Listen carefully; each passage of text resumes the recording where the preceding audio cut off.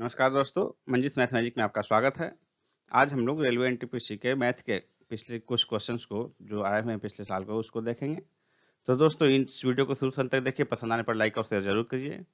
और दोस्तों इसमें सारे क्वेश्चंस को बिल्कुल मौखिक बनाने का प्रयास किया जाएगा ताकि एग्जाम में आप कम से कम समय में मैथ के अधिक क्वेश्चन बना सकें, ताकि अगले जो सेगमेंट है उसके लिए आपको अधिक से अधिक समय मिल सके। तो चलिए शुरू करते हैं आज का पहला प्रश्न।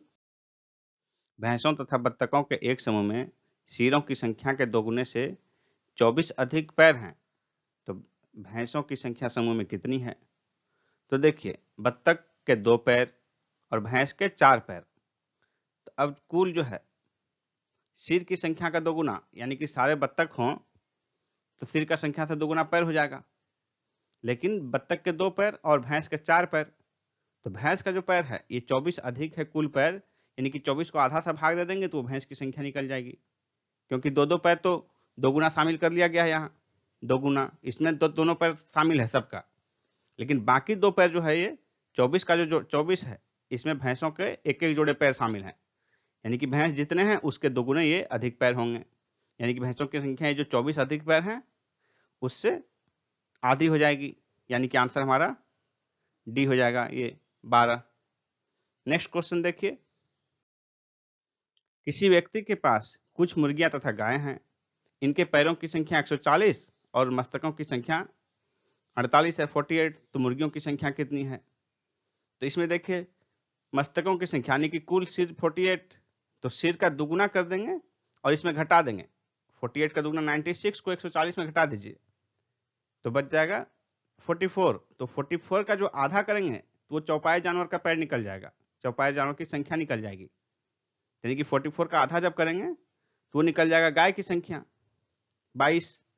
अब कुल सिर 48 है, यानी कि कुल जानवर 48 है, उसमें गाय की संख्या घटा देंगे, मुर्गी की संख्या निकल जाएगी। यानी कि 48 में 22 घटाएंगे, 48 में 22 घटाएंगे तो 26 जो होगा 26, ये मुर्गियों की संख्या निकल गई। तो हमारा आंसर हो गया डी।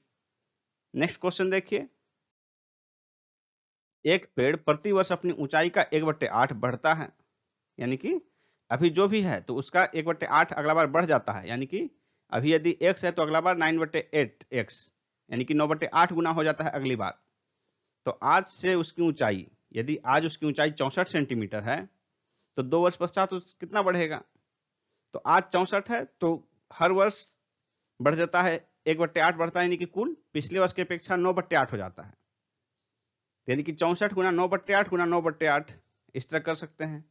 तो 9/8 गुना 9/8, तो नीचे देख लीजिए 8 गुना 8 64, तो 64 से कट जाएगा और ऊपर में 9 गुना 9 81, तो 81 सेंटीमीटर आंसर हो जाएगा 2 वर्ष बाद।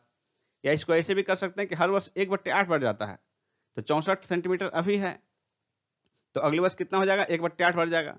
तो 64 का 1/8 हो गया 8, तो 64 में 8 जुड़ गया, अगले वर्ष 72 हो गया। अब उसके दूसरे वर्ष क्या हो जाएगा? फिर 72 का 1/8 बढ़ जाएगा, तो 72 का 1/8 हो गया 9, तो कितना हो जाएगा? 72 में 9 बढ़ के 81 हो जाएगा। इस तरह भी इसको बना सकते हैं, डी आंसर हो जाएगा। इसी तरह देखते हैं नेक्स्ट क्वेश्चन। एक प्रतियोगिता में 5 बच्चे भाग लेते हैं, प्रत्येक बच्चा एक दूसरे के साथ खेलता है। 5 बच्चे हैं और प्रत्येक बच्चे एक दूसरे के साथ खेलते हैं, तो कितने खेल खेले गए? तो ये जो है परम्यूटेशन कॉम्बिनेशन का क्वेश्चन है, लेकिन इसको बिल्कुल आसानी से बना सकते हैं आप। 5 बच्चे हैं, भाग लेते हैं और प्रत्येक एक दूसरे के साथ खेलते हैं, तो इसका जो तरीका है कि कुल कितने संख्या हैं उसको उससे कम संख्या से गुना करना है, जस्ट कम से। तो 5 बच्चे हैं तो उसको 4 से गुना कर देना है और 2 से भाग कर देना है। तो 5 चौके 20 है, भाग 2 10, तो 10 हो जाएगा आंसर। इसी तरह कोई भी क्वेश्चन रहेगा, मान लीजिए किसी टीम में 11 खिलाड़ी हैं और प्रत्येक एक दूसरे से हाथ मिलाते हैं, तो 11 गुना 10 जस्ट एक कम से, तो 10 और 11 गुना 10 हो गया 110, और उसको 2 से भाग दे देना है, यानी कि 55। कुल 55 हाथ मिलेंगे एक दूसरे से। इसी तरह का कोई भी क्वेश्चन है जहां क्रम का महत्व नहीं है, सभी बच्चे ए बी से खेलता है और बी ए से खेलता है, दोनों एक ही हो गया, तो ऐसे में 2 से भाग देंगे। और जहां क्रम का महत्व होगा वहां जस्ट नीचे वाले से गुना कर देंगे, लेकिन भाग नहीं देंगे। मान लीजिए उपहार देने में किसी टीम में 11 खिलाड़ी हैं या किसी मीटिंग में 11 लोग आते हैं समारोह में, सभी एक दूसरे से को उपहार देते हैं, तो कुल कितने उपहार का आदान प्रदान हुआ?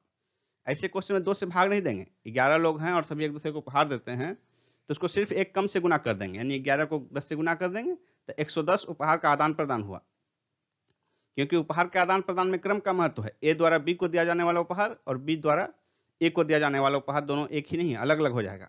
जबकि हाथ मिलाने में ए बी से मिला और बी ए से मिला, दोनों एक ही बात है। उसी तरह खेलने में ए बी के साथ खेले और बी ए के साथ खेले, दोनों एक ही गेम होगा, उसमें 2 से भाग दे देंगे। और जहां क्रम का महत्व हो जाएगा वहां से 2 से भाग नहीं देंगे। तो इस तरह का कोई भी क्वेश्चन आप इस तरीके से बना सकते हैं, बिल्कुल बिना परम्यूटेशन कमीशन का फॉर्मूला यूज किए। नेक्स्ट क्वेश्चन देखिए, यदि 1 cube plus 2 cube plus 3 cube plus इसी तरह 10 क्यूब बराबर 3025, तो 2 cube plus 3 cube plus 6 cube इसी तरह 20 क्यूब तक इसका मान कितना होगा।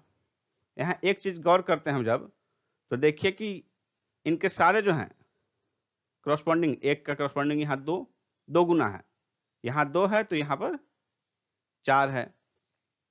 उसी तरह यहाँ 3 है तो इधर 6, तो 2 गुना है, यानी कि सब में 2 कॉमन जब ले लेंगे या इसमें सब में 2 गुना कर दीजिएगा तो ये आ जाएगा। लेकिन यहाँ क्यू है इसलिए हमको 2 पर पावर 3 गुना करना पड़ेगा, यानी कि इस फंक्शन में 2 पर पावर 3 गुना कर दीजिए तो आपका ये फंक्शन आ जाएगा। या उसका उल्टा भी उतना ही सही है कि इस फंक्शन में 2 पर पावर 3 से भाग दे दीजिए तो ये वाला आ जाएगा। यानी कि हमारे पास इसका मान दिया हुआ है, तो इसमें 2 पर पावर 3 यानी कि 8 से गुना कर देंगे तो हमारा ये फंक्शन निकल जाएगा। इसलिए इतना का जो मान होगा 8 से गुना कर देने पर, यानी कि 3025 को 8 से गुना कर देंगे तो हमारा 2 Q plus 4 Q plus 6 Q इसका मान निकल जाएगा। तो 3025 को 8 से गुना करेंगे तो 3 अठे 24,000, 25 अठे 200, 24,200, ये हो जाएगा आंसर हमारा डी। नेक्स्ट क्वेश्चन देखिए, 2 अंकों की एक संख्या के अंकों का योग 14 है। यदि उनमें 36 जोड़ा जाए तो अंकों का स्थान आपस में बदल जाता है। दोनों अंकों में से छोटा अंक कौन सा है।